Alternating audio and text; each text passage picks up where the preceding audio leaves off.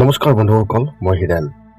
আজি এই ভিডিঅ'ৰ উদ্দেশ্য হৈছে আপোনাৰ জন্মলগ্ন তালিকাৰ পঞ্চম স্থানত শুক্ৰদেৱৰ স্থিতিৰ ফলত আপুনি কেনেধৰণৰ ফলাফল লাভ কৰিব তাৰে সম্পূৰ্ণ বৰ্ণন আপোনালোকক এই ভিডিঅ'টোত আগবঢ়াইছোঁ। প্ৰথমে মোৰ এই চেনেলটো আপোনালোকে ছাবস্ক্ৰাইব কৰি ল'ব, যাতে মোৰ পিছৰ ভিডিঅ'বিলাক আপোনালোকে সহজে লাভ কৰিব পাৰে। লগতে মোৰ ভিডিঅ' যদি ভাল লাগে তেন্তে লাইক আৰু শ্বেয়াৰ কৰিব, কমেণ্ট কৰি আপোনালোকৰ মনোভাৱ প্ৰকাশ কৰিব। এতিয়া আহোঁ মূল বিষয়লৈ। আজি এই ভিডিঅ'ৰ উদ্দেশ্য হৈছে আপোনাৰ জন্মলগ্ন তালিকাৰ পঞ্চম স্থানত শুক্ৰদেৱৰ স্থিতিৰ ফলত আপুনি কেনেধৰণৰ ফলাফল লাভ কৰিব আৰু ইয়াৰ যি প্ৰতিকাৰ আপুনি কেনেধৰণে অৱলম্বন কৰিব তাৰে সম্পূৰ্ণ তথ্য। ৰাশিফলৰ পঞ্চম স্থান যদি শুক্ৰদেৱৰ অধীনত থাকে তেন্তে সেই ব্যক্তিসকলৰ ঈশ্বৰৰ প্ৰতি গভীৰ ভক্তি আৰু উদাৰ স্বভাৱ থাকিব। দান বৰঙণিৰ কামতো সদায় আগস্থানত থাকিব আৰু চৰকাৰী সন্মান লাভ কৰিব।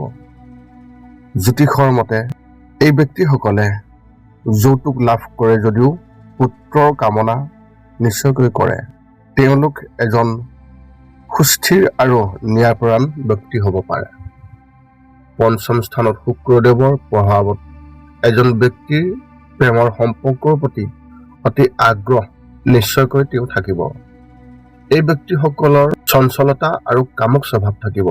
তেওঁলোকে ৰোমান্টিক জীৱন অধিক গুৰুত্ব দিয়ে বা ৰোমান্টিকৰ এই যি মনোভাৱ এই ক্ষেত্ৰত অতি আগ্ৰহী হিচাপে তেওঁলোকৰ স্বভাৱটো গঢ়ি উঠে আৰু অতি সহজ আৰু স্বাভাৱিক স্বভাৱৰ হয়।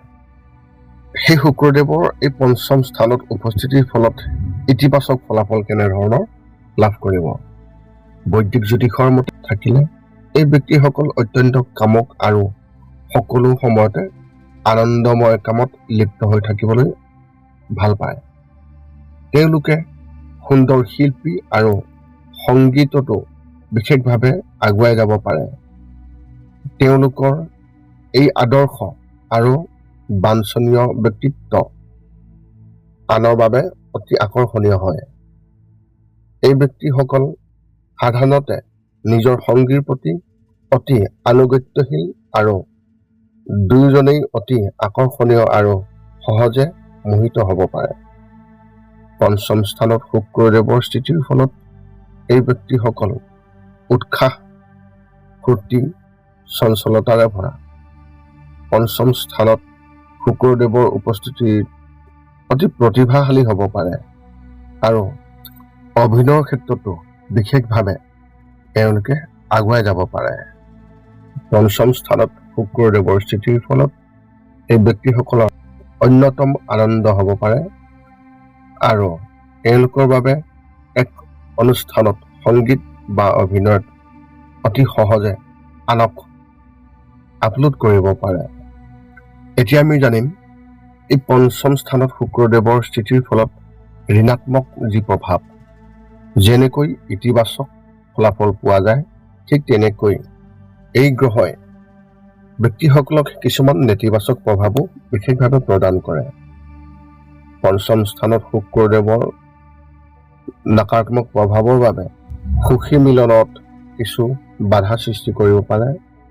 তেওঁলোকৰ অহমিকা আৰু ঘৰত শুক্ৰ দুৰ্বল বা আক্ৰান্ত হ'লে সন্তানৰ ক্ষেত্ৰত কিছু সমস্যা সৃষ্টি কৰিব পাৰে। তেওঁলোকে মানুহক অন্তৰৰ প্ৰাণেৰে ভাল পায় যদিও নিজৰ ওপৰতো অত্যাধিক গুৰুত্ব দিয়ে আৰু আনৰ প্ৰতি মনোযোগ তেওঁলোকে কমাই দিব পাৰে।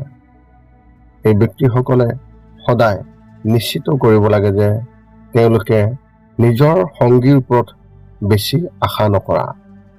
পঞ্চম স্থানত শুক্ৰদেৱৰ উপস্থিতিত যদি নকাৰাত্মকতা থাকে তেন্তে তেওঁলোকে বিশেষভাৱে চাৰিওফালে নজৰ ৰাখিব লাগিব আৰু তেওঁলোকৰ সকলো সময়তে সকলো ঠাইতে আনৰ পৰা সম্পূৰ্ণ মনোযোগ লাভ কৰিব নোৱাৰিব। কিন্তু তেওঁলোকৰ মন নিঃসন্দেহে প্ৰায় বৃহৎ সামাজিক বৃত্ত থাকে আৰু বিভিন্ন মানুহৰ লগত ডেটিং কৰি ভাল পায়। মুঠতে ইয়াৰ অৰ্থ হ'ব পাৰে যে এই ব্যক্তিসকলে কিছু সময়ৰ বাবে আনন্দময় কৰিব বিচাৰে আৰু লগে লগে থিতাতে তেওঁলোকে কিছু অসুবিধা অনুভৱ কৰে। বয়স বঢ়াৰ লগে লগে তেওঁলোকেও বুজি পায় যে গুৰুত্বপূৰ্ণ আৰু অদৰকাৰী তেওঁলোকে নিশ্চয়কৈ বুজি পায়। শুক্ৰদেৱৰ এই পঞ্চম স্থানত উপস্থিতিৰ ফলত ইয়াৰ যি প্ৰভাৱ তাৰ বিষয়ে জানি লওক। জ্যোতিষৰ মতে পঞ্চম স্থানত থকা শুক্ৰই কৰ্কট, বৃশ্চিক আৰু মীন ৰাশিৰ ব্যক্তিসকলক অতি কামুক কৰি তোলে আৰু সুখদায়ক আৰু দুঃসাহসিক কাৰ্যকলাপৰ প্ৰতিও খুবেই ভালদৰে উপভোগ কৰায়।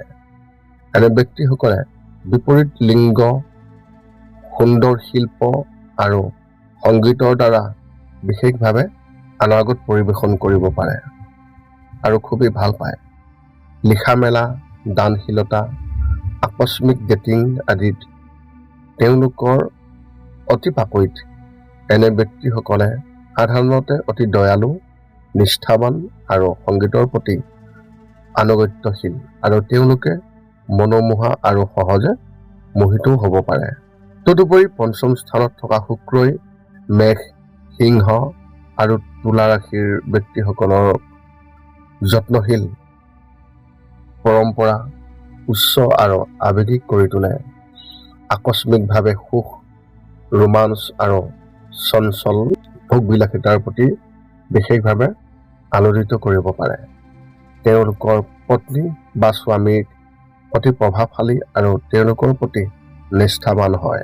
শুক্ৰদেৱৰ এই পঞ্চম স্থানত উপস্থিতিৰ ফলত আপুনি কেৰিয়াৰৰ ক্ষেত্ৰত কেনেধৰণৰ ফলাফল লাভ কৰিব তাৰে কিছু তথ্য। শুক্ৰৰ প্ৰভাৱৰ বাবে এই ব্যক্তিসকল কবিতা আৰু লেখাৰ প্ৰতি তীব্ৰ আগ্ৰহ জন্মিব পাৰে। সংগীতৰ দৰে যি কলা, সেই কলাৰ প্ৰতিও তেওঁলোকৰ আগ্ৰহ থাকিব পাৰে। সূক্ষ্ম কলাটো তেওঁলোকে পাৰদৰ্শিতা দেখুৱাব পাৰে আৰু নাটক, চিনেমা আদিৰ প্ৰতি গভীৰ আকৰ্ষণ থাকিব। এনে ব্যক্তিসকল ৰাজনীতিবিদ, মন্ত্ৰী বা ন্যায়াধীশো হ'ব পাৰে। ৰাজ পৰিয়াল বা চৰকাৰৰ পৰাও তেওঁলোকে সন্মান লাভ কৰিব পাৰে। পঞ্চম স্থানত থকা শুক্ৰই আত্মনিয়োগ, ব্যৱসায় আৰু জল্পনা কল্পনাৰ প্ৰতিও বিশেষভাৱে জড়িত কৰিব পাৰে আৰু বিবাহৰ পিছত সুখ, আৰাম, গ্লেমাৰ আৰু আৰ্থিক সমৃদ্ধি বিশেষভাৱে প্ৰদান কৰে। তেওঁলোকৰ কিছুমান প্ৰধান আয়ৰ উৎস হ'ব পাৰে ষ্টক মাৰ্কেট, চিনেমা, শিল্প আৰু লেখাবিদ অৰ্থাৎ ৰাইটাৰ, মনোৰঞ্জনৰ উদ্যোগ বা জুৱা খেলাৰ প্ৰতিও তেওঁলোকে আকৰ্ষিত হ'ব পাৰে বা লাভান্বিত হ'ব পাৰে। উপসংহাৰ হিচাপে আপোনালোকে নিশ্চয়কৈ জানি লওক। সামৰণিত ক'ব পাৰি পঞ্চম স্থানত থকা শুক্ৰই জীৱনৰ কিছুমান মূল ক্ষেত্ৰত বিশেষভাৱে প্ৰেম আৰু শান্তিৰ প্ৰতীক। চঞ্চল, ৰোমাঞ্চ, য'তেই যায় ততেই উত্তেজনা আৰু আনন্দ বিয়পাই দিব পাৰে। কিন্তু এই ব্যক্তিসকলে কিছুমান বিশেষ কামত অত্যাধিক আত্মবিভোৰ হ'ব পাৰে আৰু বিশেষকৈ নিজৰ সংগীৰ পৰা দাবীদাৰ হ'ব পাৰে। তদুপৰি তেওঁলোকৰ ৰোমান্টিক স্বভাৱটোৱে তেওঁলোকক কম বয়সতে আনন্দ উপভোগ কৰিবলৈ বাধ্য কৰিব পাৰে। কিন্তু বয়স বঢ়াৰ লগে লগে তেওঁলোকে বস্তুগত আনন্দ, অসাৰতা আৰু গুৰুত্বৰ উপলব্ধি কৰিব পাৰে। এই আছিল আপোনাৰ জন্মলগ্ন তালিকাৰ পঞ্চম স্থানত শুক্ৰদেৱৰ উপস্থিতিৰ ফলত আপুনি কেনেধৰণৰ ফলাফল লাভ কৰিব তাৰে সম্পূৰ্ণ বৰ্ণন। এতিয়া আপুনি সকলো তথ্য লাভ কৰাৰ পিছত এই 5টা কাম কৰিবলৈ আপুনি যিমান পাৰে চেষ্টা কৰক। সৰ্বপ্ৰথমটো হৈছে আপুনি আপোনাৰ শৰীৰটো সুস্থ কৰি ৰাখিবলৈ দৈনিক যোগাসন কৰক, য'ত মূলতঃ 10 মিনিটৰ বাবে ওমকাৰ মন্ত্ৰ, 10 মিনিটৰ বাবে কপালভাতি আৰু 10 মিনিটৰ বাবে অনুলোম বিলোম। ইয়াৰ লগে লগে আপোনাৰ শাৰীৰিক আৰু মানসিক স্বাস্থ্য একেবাৰে নিখুঁত হৈ থাকিব। 2 নম্বৰতে হৈছে ৰাতি শোৱাৰ আগতে নিস্তব্ধ আৰু নিৰ্জন ঠাইত 10 পৰা 20 মিনিট ধ্যান কৰিব লাগে।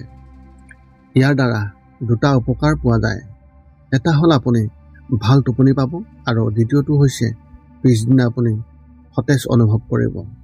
ধ্যান কৰি থাকোঁতে মধ্যমীয়া শব্দৰ শান্ত সংগীতো আপুনি শুনিব পাৰে। 3 নম্বৰটো হৈছে প্ৰতি মঙ্গলবাৰে পুৱা নিশ্চয় হনুমান চালিচা পাঠ কৰক আৰু হনুমান মন্দিৰ দৰ্শন কৰক, নতুবা আপুনি বিষ্ণু মন্দিৰ দৰ্শন কৰক। ইয়াৰ দ্বাৰা আপোনাৰ আৰু আপোনাৰ পৰিয়ালৰ যিকোনো সদস্যৰ সংকট দূৰ হ'ব আৰু সদায় সুখ আৰু শান্তি থাকিব। 4 নম্বৰটো হৈছে ঘৰৰ বাহিৰত গৰু আৰু কুকুৰক প্ৰতিদিনে আপুনি পাৰিলে খাদ্য খুৱাব লাগে। খাদ্য খুৱাওক আৰু যদি পাৰে চৰাই চিৰিকটি আদিকো খাদ্য আৰু পানীৰ যোগান ধৰক।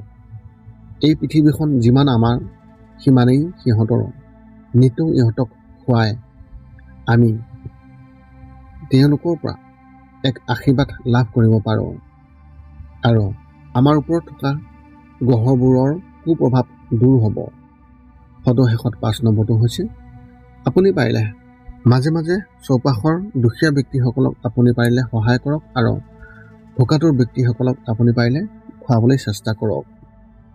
যদি আপোনাৰ মনত এতিয়াও জ্যোতিষ সম্বন্ধীয় কিবা প্ৰশ্ন আছে তেন্তে আপুনি আমাক এই ভিডিঅ'ৰ তলত কমেণ্ট কৰি অৱগত কৰক আৰু আমি আপোনালোকক সেই প্ৰশ্নৰ উত্তৰ দিবলৈ আমি সকলো সময়তে সাজু আছোঁ। পুনৰ লগ পাম অন্য এটা ভিডিঅ'ত। আজিলৈ ধন্যবাদ।